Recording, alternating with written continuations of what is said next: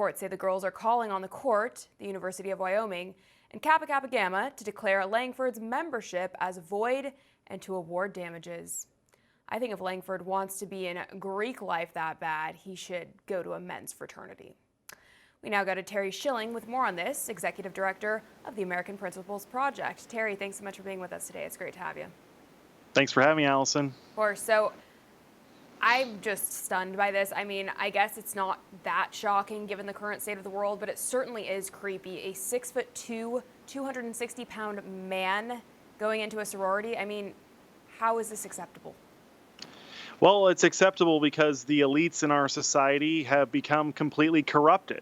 It's not just government that our elites have become corrupted. It's academia, the university systems, it's Hollywood, it's the media, it's everything. And now they have adopted this moral relativism. It's really a nihilism in which everyone should be free to do what they want, even if that means intruding on the rights of other people to feel safe and comfortable. The story, I mean, if you read the testimony of these girls, Allison, it's a horror show. And obviously, either this guy lacks self-awareness, which is very possible, or he doesn't, which makes it even more criminal.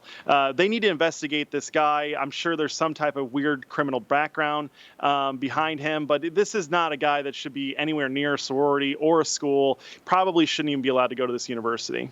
Absolutely not. And I mean, for the fact that the women have stated repeatedly that they feel unsafe in their own home, I mean, does the school not care about them? The executive director of the sorority shut down the claims from the women and said that they don't discriminate against gender identities. So, I mean, this is just going to show how delusional this is if the school is even defending this mentally ill person, right?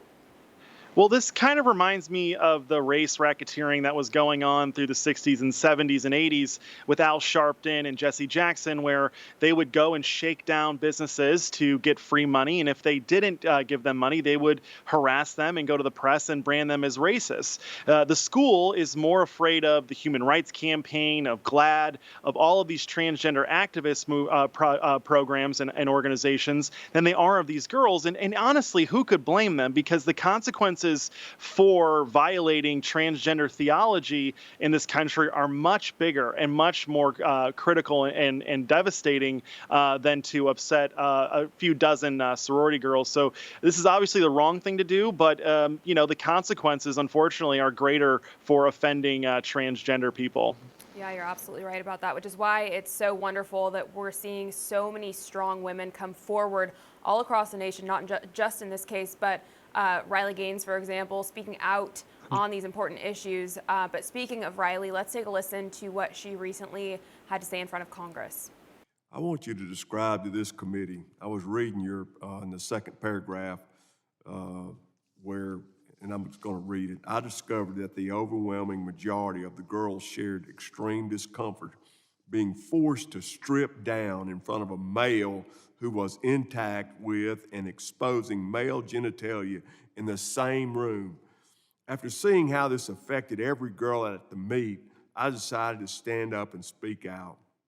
I resolved to do everything I could to ensure that no other girls feel alone in the fight for their right to compete on a level playing field. Describe that locker room experience to this committee, please. First of all, we were not forewarned we would be sharing a changing space. No one told us, no one asked for our consent. We did not give our consent to undress in front of a male.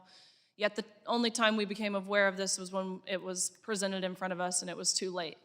So what that kind of looked like in the vein of being extremely transparent, a 6'4", he's actually taller than 6'1", a 6'4" male walks in, disrobes, and is fully intact with male genitalia while we're simultaneously undressing as 18 to 22-year-old girls, and we could do nothing about it.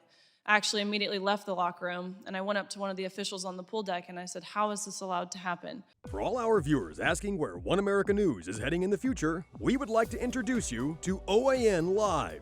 OAN Live is the best way to stay up to date on all of the hard-hitting, straight-shooting, national and international headlines. And the best part is, OAN Live is only $4.99 per month.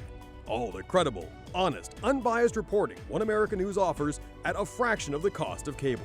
Just go to OANN.com to easily sign up for OAN Live and stay informed.